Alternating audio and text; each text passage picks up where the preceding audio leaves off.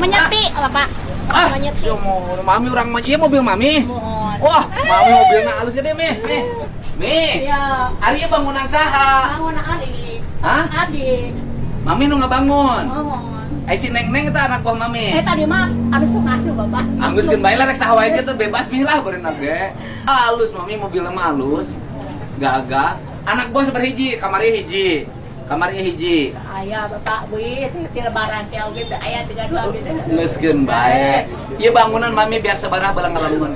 Ya duka tuh aya keadaan. Bangunan teu pake izin teu naon. Nyeun apa milih dia? PT teh pan sok aya. PT na aya surat nanti PT. Buat aya mah. Untuk aya. Teu beak sabaraha yang ngebangun. Duka kita teh kahitung da soalna kan nunggu teh apa. Nungtu. Nya geus ku saya di bere DP penggantian, di bere 5 juta lah nya. Heeh. Minta alamat mami nang, saya mau ngarugikan mami. Alamat. Iya. Foto KTP na. Nih.